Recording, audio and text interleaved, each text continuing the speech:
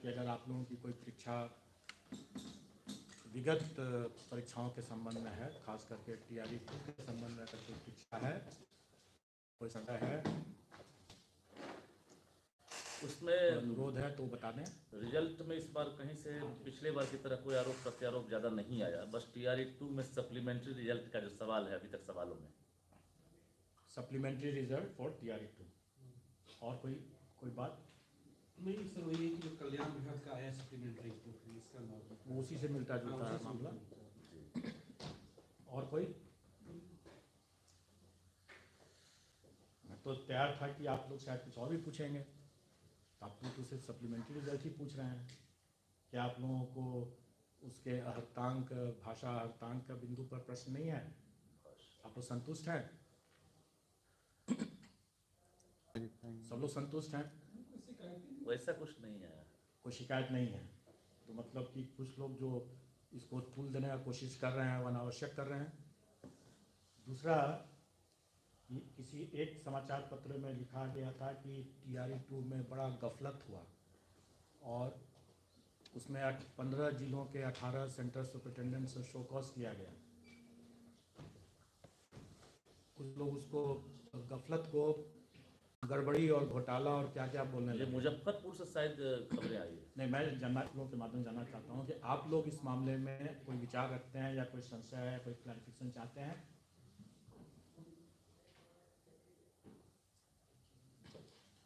एक प्रश्न मैं आप लोग से करना चाहूँगा, अगर कोई चोरी हो रही है और हमें पता नहीं चलता है, सब कुछ शांत है, हमें पता नहीं चलता है, चोरी हो रही है, सब कुछ शांत है, तो हम बड़ा खुश हैं, इग्नोरेंस इज ब्लिस। लेकिन अगर चोरी हो रही है और हम चोरी को पकड़ लिए तो वो अच्छी बात है कि बुरी बात है? अच्छी बात है। तो जो डॉक्यूमेंट वेरिफिकेशन या बायोमेट्रिक वेरिफिकेशन के तहत जो फर्जी पकड़े जा रहे हैं वो फर्जी तो हो ही रहा था। तब तक हम लोग, जब तक पता नहीं चल रहा तब तक हम लोग संतुष्ट, सब ठीक है। लेकिन हमने पहले भी बताया था कि हमें तो अपनी एक व्यवस्था ऐसी करनी है कि हम उसको किसी भी चरण में हम वो पकड़े जा रहे हैं। अगर एग्जामिनेशन में अगर वो सही कैंडिडेट ने दिया तो स्वाभाविक है कि परीक्षा में के दौरान वो नहीं पकड़ा जाएगा क्योंकि उसका सब कुछ ठीक है। लेकिन जब वो डॉक्यूमेंट वेरिफिकेशन में अगर कोई फर्जी घुसा तो उस समय पकड़ा गया। अगर डॉक्यूमेंट वेरिफिकेशन में भी तो सही निकल गया, क्योंकि वो सही आदमी ने डॉक्यूमेंट वेरिफिकेशन कराया, नौकरी करते समय अगर कोई फर्जी घुस गया तो उस नौकरी करने के समय पकड़ाएगा। अगर नौकरी भी करते हुए 6 महीना बीत गया और उसके बाद जब ट्रांसफ़र लेकर के किसी और जगह कोई आदमी गया और उस समय फर्जी कोई घुस गया तो वो उसी समय पकड़ाएगा ना, उसके पहले तो नहीं पकड़ाएगा। तो कहने का मतलब ये है कि कोई गड़बड़ हो रहा है, माफिया सब लोग जान रहे हैं कि बहुत तरह के लोग हैं, सॉल्वर गैंग्स की बात आप लोग करते रहते हैं। तो वो जिस भी स्तर पर है, जिस समय उसकी एंट्री हुई फर्जी वाले के, उस समय पकड़ा जाएगा और बायोमेट्रिक की व्यवस्था सही व्यवस्था हुई। और इसी क्रम में सेंटर सुपरिटेंडेंट ने जो हमारे स्टैंडर्ड प्रोटोकॉल था कि अभ्यर्थियों के परीक्षा कक्ष में उसको बक्सा को रखना था और उसी उनके समक्ष खुलना था।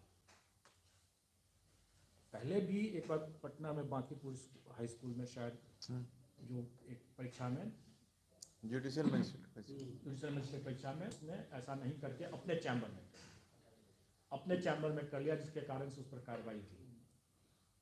और हम लोगों ने ये सोचा था कि इस कार्रवाई की जब चर्चा कर दी है तो शायद TRE 2 में ऐसी गलती न करेगा कोई, लेकिन ऐसी गलती लोगों ने की। उस 18 सेंटर्स में ऐसी गलती किया,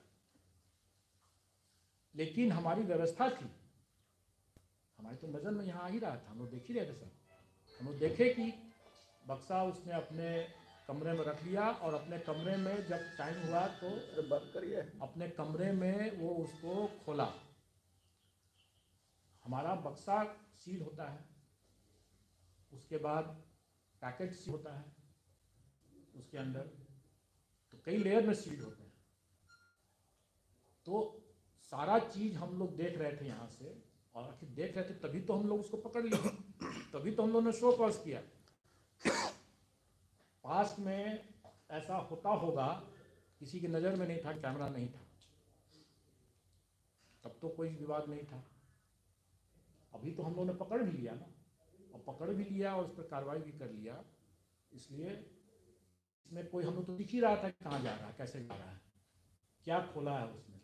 उसने बॉक्स खोला, पैकेट तो सील ही था, सील ही पैकेट लेकर कमरे में गया, तो इसलिए उसमें कोई लीक की बात नहीं थी। लेकिन हाँ, वो हमारे गाइडलाइंस का मानक को उसने पालन नहीं किया, और एक अनावश्यक रूप से उसने जो गफलत जो किया, जो पेपर में ठीक छपा है कि गफलत है, गड़बड़ नहीं है, कंफ्यूजन में उसने ऐसा किया है। उससे परीक्षा प्रभावित नहीं हुई, लेकिन उसने हमारे प्रोटोकॉल का उल्लंघन किया, इसलिए उस पर शो कॉज और उस पर कार्रवाई की बात हो रही है। इसलिए हम लोगों ने शिक्षा विभाग को कम्युनिकेट किया कि इतने मामले हैं और ये मामले ऐसे हैं। लास्ट पॉइंट जो आपने पूछा नहीं है, हड़ताल को भी लेकर बता देता हूँ। अगर हम कोई परीक्षा लेते हैं और उस परीक्षा में हम किसी को फेल नहीं करते, तो किसी को क्या तकलीफ है? जब उस परीक्षा और हम लोगों ने सबको पास कर दिया, तो इसमें क्यों तकलीफ होगी किसी को? फिर भी कुछ लोगों को तकलीफ है, तो उसमें कोई उससे बस नहीं, मुझे कहना है कि ऐसे गुमराह करने वालों में आकर के कोई, मुझे पता है कि कुछ लोग पैसा उगाही करते हैं, चंदा उगाही करते हैं, तो अभ्यर्थी लोग कृपा करके ऐसे लोगों से क्योंकि आपने पैर कुल्हाड़ी मारे पैसा। ये सर 18 केंद्र किस जिले के थे? 15 जिला थे। 15 जिला। 15 जिलों में 18 केंद्र। क्या शो कॉज किया पर? हाँ, TRE 2 हम लोग भेज Communicate दिया अब शिक्षा विभाग पर कार्य, क्योंकि ये तो प्रशासनिक कार्रवाई का दायरा आ जाता है ना। हमारे गाइडलाइंस, हमारे प्रोटोकॉल को उन्होंने पालन नहीं किया, इसलिए उन लोग अब कार्रवाई कर रहे हैं। ये समाचार ऑलरेडी आ चुका है, और मैं उसी की बात कर रहा हूँ। बासी हो जाता है। ये समाचार आ चुका है, लेकिन ये गफलत करके लिखा हुआ है, जो कि सही है। जयशंकर जी लेकिन इसको लोग जो इसको पेपर लीक और इस तरह की पूछे थे। जो अनावश्यक जो करने लग रहे हैं लोग, उसको रंग दे रहे हैं, उसके बारे में मैं बता रहा हूँ कि अनावश्यक इस तरह से रंग देने से कोई फायदा नहीं है। वैसे आज आप लोगों ने देखा होगा कि इंडियन एक्सप्रेस में एक मुख्य पृष्ठ पर ही जो पेपर वाला जो कोर्ट जो पेपर लीक का जो कानून बन रहा है, उसके संबंध में कितने राज्य 5 साल में कितने राज्यों में कितने पेपर लीक्स हुए हैं, इसकी सूचना है। तो ये इसमें दिया हुआ, उसमें सबसे ज़्यादा राजस्थान के यहाँ 7 पेपर लीक्स के मामले पेपर में आया हुआ है। पॉइंट यह है कि जो पेपर लीक जानकारी में हो जाती है, वो उसी की बात होती है। जो छुपा रहता है वो पता नहीं चलता है किसी को। लोग प्राय देखा जाता है कि जो लोग सामने में आ जाता है उसी की चर्चा करके लोग करने लगते हैं कि बहुत हंगामा करने लगते हैं। जो चीज़ नहीं सामने में आया वो तो पता ही नहीं चला, गुपचुप हो गया वो चीज़। तो कई बार मैंने कहा है कि हम लोग अपनी व्यवस्था को इस तरह से पारदर्शी बनाने का कर रहे हैं, किए हुए हैं, कि ताकि सबको सब चीज़ पता चलते रहे। बहुत सी चीज़ों को आप लोग अभी देख रहे हैं, वो उसी का नतीजा है कि क्योंकि हम लोगों ने पारदर्शी रखा, इसलिए आपको पता भी चल रहा है, और पता चलना ही चाहिए, क्योंकि तभी तो हम कोई गंदगी कोई नहीं करने से डरेगा। तो ये तो हो गई पुरानी बातों के लिए। तो अब हम लोग आज का जो मुख्य बातें जो आज की है वो हम बता दें आपको। सरकार ने TRE 2 मतलब शिक्षा विभाग ने TRE 2 सप्लीमेंट्री रिजल्ट के लिए तो पहले से मना किया हुआ है। 19 तारीख को आप लोग सब अवगत हैं इससे। और चूँकि SC/ST वेलफेयर डिपार्टमेंट का मामला मैंने पहले ही बताया था कि उसकी अध्याचना बाद में आने के कारण से उसको हम लोगों ने शिक्षा विभाग के साथ ही जोड़ दिया था। तो शिक्षा विभाग का चूँकि सप्लीमेंट्री नहीं आ रहा है, इसलिए SC/ST वेलफेयर डिपार्टमेंट का भी कोई सप्लीमेंट्री नहीं आएगा। और उनके यहाँ से भी इसी कारण से, क्योंकि दोनों का जुटा हुआ था मामला, इसलिए उनका भी नहीं होगा। और EBC BC वेलफेयर का हम लोगों ने ऑलरेडी दे दिया है। तो हम लोग आयोग की ओर से अब TRE 2 का दी एंड हो चुका है, क्लोज हो चुका है। तो अब हम TRE 3 की बात करेंगे।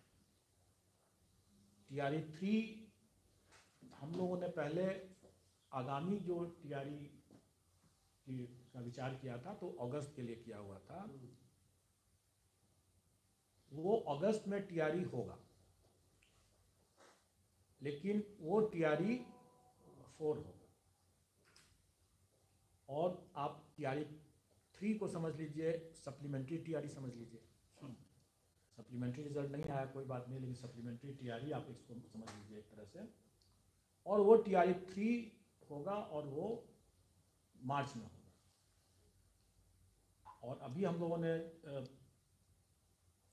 एक टेंटेटिव आपको डेट में कुछ बता दूं, 10 फरवरी से 23 फरवरी तक आवेदन आमंत्रित किए जाए ऑनलाइन, और 7 मार्च से 17 मार्च तक में परीक्षा होगी। 17 मार्च तक, और ये परीक्षा होगी 1 to 5, 6 to 8, 9 to 10 और 11 to 12, चारों कैटेगरी की होगी।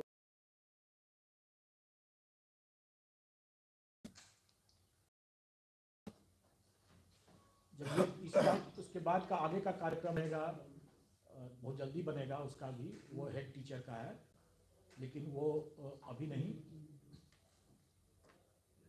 लेकिन बहुत जल्दी उसके लिए भी आएगा मामला।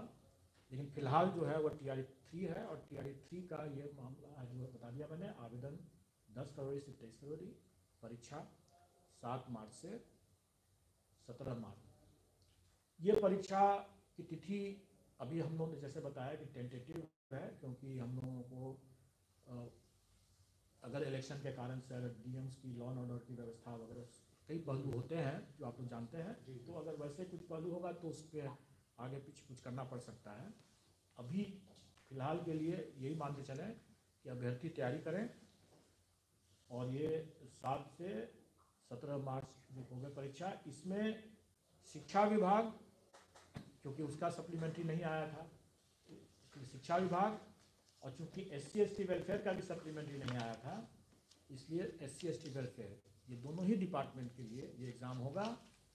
और चूंकि इस EBC/BC वेलफेयर डिपार्टमेंट का सप्लीमेंट्री रिजल्ट आ चुका है, इसलिए TRE 3 में EBC/BC वेलफेयर सम्मिलित नहीं है,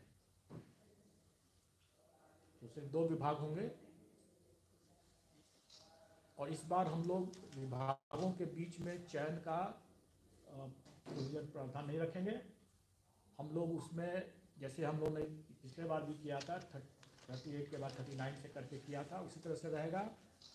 और लेकिन मल्टीपल रिजल्ट्स हम देने की हमारी बाध्यता है, क्योंकि किसी को भी हम बाकी विकल्प हमको देना होता है। अगर कोई 11-12 करना चाहे, कोई 9 to 10 करना चाहे, कोई तीनों करना चाहे, चारों करना चाहे, तो वो कर सकता है, वो अप्लाई कर सकता है, और उसके लिए उसको देना होगा। और इसमें सप्लीमेंट्री रिजल्ट्स का कोई प्रावधान नहीं रहेगा,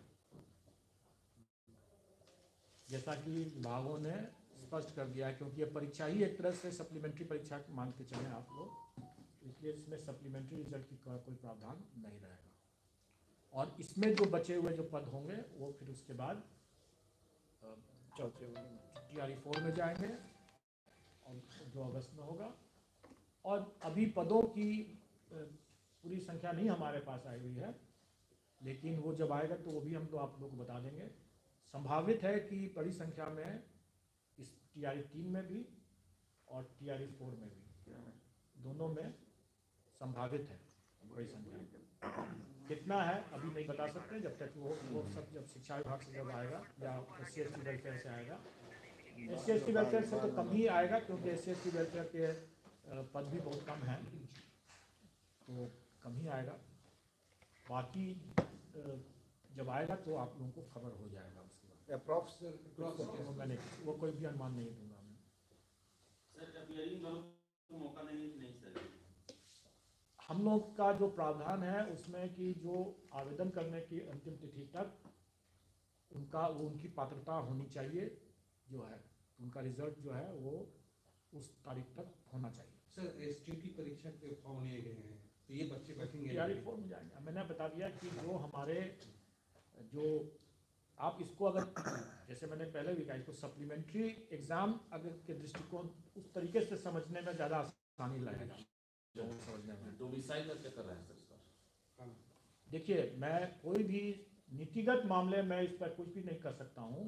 वो नीतिगत मामले जो भी हैं वो सरकार के क्षेत्राधिकार में है और वो उस पर मैं कोई भी टीका टिप्पणी नहीं करूँगा। अपेयरिंग वाला भी क्लियर नहीं हो पाया सर, जैसे आपने कहा कि हमारे हिसाब से जो परीक्षा जो हमारे जो आवेदन की अंतिम तिथि तक जो डिग्री होगी वो जो लोग उसके लिए एग्ज़ाम के लिए योग्य होंगे, की परीक्षा के लिए जो योग्य होंगे वही भाग ले सकते हैं। सर अटेम्प्ट का सर क्या सर 3 अटेम्प्ट मानिए खत्म हो गया तो चौथा में लेंगे? इससे नीतिगत कोई भी बिंदु नीतिगत हम नहीं कमेंट करेंगे। इसके लिए हमें अगर जानकारी भी होगी तो भाग से ही आप पता करें क्या हो सकता है। कटअप होगा जो है ना सर, सवाल इसमें क्या है, कटअप का लेवल उस सब्जेक्ट में बहुत ज़्यादा नहीं निर्धारित कर ये कट ऑफ तो कैंडिडेट इस तरह से भी समझें। हम बार हम लोगों ने जो किया था TRE-1 जब लिया था तो उस समय बहुत सी चीज़ों के बारे में लोगों को जानकारी नहीं थी। हम लोगों को भी कैंडिडेट के बारे में अनुभव नहीं था, तो TRE-1 में स्वाभाविक तौर से कम गया। TRE-2 में जब बातें हुई तो हम लोगों ने भी अपने परीक्षा के जो प्रश्नों का स्तर को थोड़ा सा नीचे करने की बात सोचा, क्योंकि हम लोगों को लगा कि थोड़ा ज़्यादा हो रहा है। इस बीच में कैंडिडेट लोगों ने अपना स्तर ऊपर कर लिया। स्वाभाविक है कि उनको ज़्यादा टाइम मिला, उनको भी एक एक्सपीरियंस हो गया TRE-1 का, लेवल एक स्तर नीचे गया और उनका अभी आप ये कहें, हम लोगों ने देखा है उसमें जो प्रश्न जो हैं इतने मतलब स्तरीय प्रश्न थे जिसकी आवश्यकता नहीं थी। अगर कोई मैथ्स का टीचर या कोई हिस्ट्री का टीचर या कोई ज्योग्राफी का टीचर उसको उतनी क्लिष्ट हिंदी और उसका ग्रामर नहीं था, उसको अपने मैथ्स पढ़ाने के लिए ज्योग्राफी पढ़ाने के लिए जितनी हिंदी आवश्यक है उतनी आवश्यक है। तो कुछ लोग जो सफल हुए उसमें कुछ लोग जो हैं जो कि 1 नंबर से छूट रहा है, 8 नंबर आया। आप ही लोग कहते कि मात्र 1 नंबर से छूट रहा है, लो इतना टफ पेपर छूट रहा है, लो इतना टफ पेपर आ गया, इन लोगों को बोनस नंबर क्यों नहीं दिए वगैरह वगैरह। हमने दे दिया बोनस नंबर, सबको 9 नंबर बोनस दे दिए, सब पास कर गए। तो कोई पास अगर करता है, किसी को हमने फेल नहीं किया तो नहीं किया, किसी को उसके लिए तकलीफ नहीं होनी चाहिए। अब रही बात की TRE-3 में, स्वाभाविक है कि कभी भी जो क्वालिफाइंग पेपर है उसमें हम उसकी विद्वत्ता हमको देखना नहीं है, वो मेरा उद्देश्य नहीं है। हमको देखना है कि वो मिनिमम उसको उतना ज्ञान है कि नहीं है। तो वो मिनिमम देखने के लिए हम लोग भी लैंग्वेज के जो पार्ट होगा, जो 30 प्रश्न भाषा से संबंधित होगा, उसमें हम लोग ध्यान रखेंगे कि ऐसा इतना स्तरीय प्रश्न न हो जाए कि उसमें अच्छे लोग भी उसमें जो मैथ्स के अच्छे जानकार टीचर बन सकते थे, अगर उसमें भाषा के कारण से निकल जाए बाहर तो उचित नहीं होगा। और इसीलिए हम लोग इस बार TRE-3 में जो भाषा से संबंधित जो मामले होंगे उसका स्तर थोड़ा ठीक से रखेंगे, क्योंकि हमें बहुत ज़्यादा स्तर उसमें नहीं चाहिए और कम से कम हमें उतना व्याकरण तो बिल्कुल ही नहीं चाहिए भाषा में। सर मतलब क्वालिफाइंग पेपर में जो उसका मेन पेपर होगा वो तो अलग बात है। क्वालिफाइंग अगर मेन पेपर जिसका हिंदी है वो तो ठीक ना होना ही है। ऑप्शन सर 4 ही होंगे या 5? मतलब अब तक 4 दे रहे हैं। अभी हम लोग उसमें परिवर्तन नहीं करेंगे। जैसा मैंने बताया कि बहुत से चीज़ों को हम भविष्य के लिए छोड़ रहे हैं, और जैसे नेगेटिव मार्किंग मैंने बताया, उसी तरीके से ऑप्शंस के बारे में भी जो TRE-2 में है वही TRE-3 में रहेगा। सर एक सवाल ये है कि आपका जो एग्जामिनेशन कैलेंडर है उसके मुताबिक टीआरई 3.0 अगस्त के महीने में उस एक सर पूरा सवाल तो जो अभ्यर्थी थे उसके मुताबिक ही वो तैयारी कर रहे थे। अब आप कह रहे हैं कि टीआरई 3.0 नहीं है बल्कि सप्लीमेंट्री पूरक परीक्षा इसको समझा जाए क्योंकि पूरक रिजल्ट की घोषणा नहीं की है। सर ये किस हालात में सर क्या कोई आप लोगों ने जो निर्णय लिया यहाँ पे कैसे पहुंचे कि मार्च में ही परीक्षा लेंगे देखिए, अगस्त में परीक्षा होनी थी? हम लोग इसमें अगस्त की परीक्षा अभी भी है जी हम लोग इसमें कोई भी निर्णय हम लोग अपने से नहीं लेते हैं। अध्याची विभाग अपनी अध्याचना भेजते हैं और उसके हिसाब से हम लोग अपना बनाते हैं। अगर अध्याची विभाग को चाहिए कि अभी तुरंत हमें चाहिए तो अध्याची विभाग से पूछना होगा कि अभी उनको तुरंत क्यों चाहिए। यानी सर पिछले 2 हफ्ते का डेवलपमेंट है ये। अपना अनुभव सर बता दीजिए। नहीं, हम लोग तो देखिए हमारी जो व्यवस्था है, अच्छा कि आपने पूछ दिया। आप लोग शायद अवगत भी हैं कि मेरा कार्यकाल शुरू है लेकिन हम फिर भी पूरे कॉन्फिडेंस के साथ क्यों कह रहे हैं कि हम लोग इसको कर सकेंगे, क्योंकि हमारी अपनी तैयारी और अपना जो टीम और अपनी व्यवस्था जो है वो सुदृढ़ हो चुका है। आप देखेंगे कि जो 15 दिसंबर को टीआरई 2 की परीक्षा हुई और उसके तुरंत बाद 18 तारीख को तुरंत उसके बाद जो पुनर्परीक्षा जो होना था री एग्जामिनेशन 2 सेंटर का वो हम लोगों ने कर लिया। इतने कम समय में हम लोगों ने कैसे कर लिया? इसलिए कि हमारे पास पूरी तैयारी है। मान के चले सर कि होली के पहले शिक्षकों का एक स्लॉट और बिहार को मिलेगा। हम लोग 25 मार्च को होली है अगर सब कुछ ठीक ठाक चले तो निश्चित तौर पर, क्योंकि हमने जैसे बताया कि हमारा होमवर्क किया हुआ है, हमारी तैयारी है। एक इसी से मिलता जुलता प्रश्न शायद मैं पहले नहीं उसका जवाब दे पाया लेकिन अभी दे रहा हूँ। टीआरई 2 के समय में लोगों ने पूछा कि जब आपने इतना जल्दी मेन रिजल्ट दे दिया तो सप्लीमेंट्री रिजल्ट देने में इतना समय क्यों? ठीक है, मैं इसको भी एक्सप्लेन कर दूं कि मेरे पास कोई जादू की छड़ी नहीं है कि मैंने घुमाया और रिजल्ट हाजिर है। उसके लिए मेहनत करनी पड़ती है और उसके लिए होमवर्क करना पड़ता है और वो होमवर्क हम लोगों ने पहले से कर रखा था, परीक्षा प्रारंभ होने के पहले से कर रखा था। वो कौन सा होमवर्क था? एक तो अभ्यर्थियों की सूची, सुनने में बहुत सरल लगता है लेकिन ये अभ्यर्थियों की सूची जब हम लोग आवेदन लेते हैं तो उसी समय हमको मिल जाता है। हम लोग को सिर्फ छांटना रहता है कि एक ही अभ्यर्थी 4 जगह एग्जाम दे सकता है तो उसको चारों जगह उस लिस्ट में बनाना है। आप लोगों को मालूम होगा कि 90 रिजल्ट्स थे टीआरई 2 में, 90 रिजल्ट्स थे। तो एक ही अभ्यर्थी अगर 4 जगह है तो हमको उस सभी अभ्यर्थियों को 90 लिस्ट में छांट के लगाना होता है। तो यह अभ्यर्थियों की सूची हुई है, 90 सूची ऐसे तैयार किया गया और यह 90 सूची हम लोगों ने परीक्षा प्रारंभ होने के पहले तैयार कर लिया क्योंकि हमारे पास अभ्यर्थियों की सूची थी, आवेदन था सबका। दूसरा जो हम लोग करते हैं वो है वैकेंसी। जैसा मैंने बताया कि हमें 90 किस्म की लिस्ट बनाना है, रिजल्ट देना है, तो 90 किस्म के हमको वैकेंसी का भी हमको चार्ट तैयार करके रखना है। और चूंकि वैकेंसी की भी सूचना हमको पहले से थी तो इसलिए वो 90 चार्ट्स भी हमारे पास पहले से तैयार हम लोगों ने कर लिया। इन दोनों चीज़ों को, मतलब अभ्यर्थियों की सूची और वैकेंसी का चार्ट, इसको हम लोगों ने अपने सॉफ्टवेयर में लोड कर दिया और ये सारा काम हम लोगों ने परीक्षा प्रारंभ होने के पहले कर दिया। उसमें जो समय की हमें बचत हुई, बाकी जो काम जो था, जो कि परीक्षा जब समाप्त हुआ तो ओएमआर का स्कैनिंग और मार्किंग और वगैरह वगैरह, वो सब जो कार्रवाई हुआ परीक्षा के बाद। तो परीक्षा के बाद की जो कार्रवाई किया उसमें हमको जो टाइम लगा, उसी टाइम में मैंने 15 दिन के अंदर में रिजल्ट दिया क्योंकि पहले का होमवर्क किया हुआ। अब सप्लीमेंट्री तो कितने अभ्यर्थी ड्रॉप आउट हुए मल्टीपल रिजल्ट्स के कारण से, उन अभ्यर्थियों की सूची जब तक विभाग नहीं देगा तब तक हम अभ्यर्थियों की सूची को अपडेट नहीं कर पाएंगे। और ये तभी दे पाएगा विभाग जबकि उनकी अपनी काउंसलिंग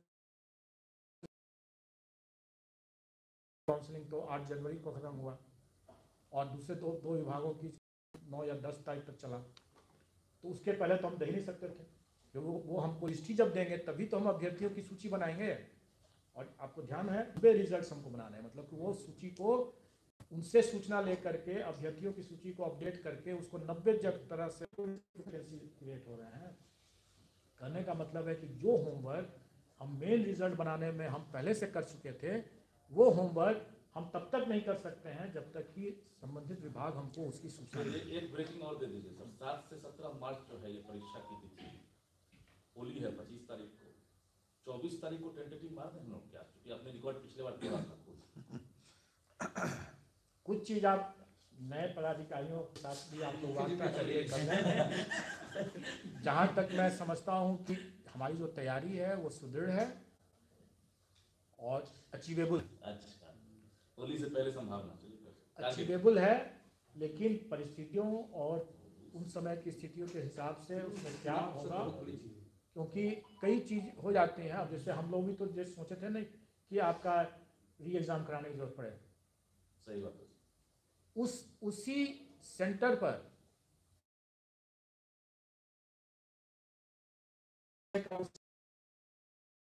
मैथ्स था ना, एक ही सेंटर पे हिंदी और मैथ्स था, उसमें मैथ्स के कैंडिडेट को भी हिंदी का ही प्रश्न पत्र मान करके बैठ गया। अब तो अब शुरू के जो प्रश्न जो थे, जो कि भाषा के और ये तो कॉमन थे, जबकि सेंट्रल सुपरिटेंडेंट चाहता तो वो उसको मैथ्स वाला निकाल कर दे सकता था, क्योंकि उसके पास था, नहीं किया। सब कुछ ठीक होने के बावजूद भी सेंट्रल सुपरिटेंडेंट के स्तर से बढ़ती गई गरीबी के कारण से हमको पूरा परीक्षा करना पड़ा, क्योंकि अब तो वो करना है, क्योंकि हम लोग ऐसी इवेंचुअलिटी के लिए तैयार रहते थे। हमारा एक सेट स्टैंड बाई सेट तैयार, कोई नहीं सर, व्यवस्था बना दी है, अब ये व्यवस्था इसलिए मैं कह रहा हूँ कि सॉफ्टवेयर हमारा तैयार है, सूची हमारी तैयार है, सप्लीमेंट्री रिजल्ट आना नहीं है, इसलिए मेन रिजल्ट ही खाली पर फोकस करना है। मेन रिजल्ट पर फोकस करके, जैसे हम लोगों ने बताया कि 7 दिन के अंदर में दे दिए हम लोग एग्ज़ाम ख़त्म होने के बाद, हम लोग इसमें भी जिसे 7 से 17 हमारा एग्ज़ाम ख़त्म हो जाएगा और हम लोग अगर 7 डेज में दे सकते हैं। इस बार सर आप लोगों ने रिजल्ट बनाना है, इस बार 90 रिजल्ट की बात कर रहे हैं, इस बार कितने, क्योंकि एक विभाग को घट गया था। हाँ, इस बार घट जाएगा। शायद 23 या 24 मामले थे जो कि ईबीसी बीसी वेलफेयर के थे। अभी आप लोगों ने सप्लीमेंट्री में भी देखा होगा, कुछ नहीं निकाल, हमें एक भी सप्लीमेंट्री निकालना है, एक कैंडिडेट को भी सेलेक्ट करते हैं तो हमें सभी रिजल्ट बनाना होता है। ऑब्वियसली सभी निकले सर भाई, ये सर आपने इतिहास बनाया सर। ये तो हम लोग के लिए आखिरी इंटरव्यू होगा सर यूपीएससी में सर। यूपीएससी में तो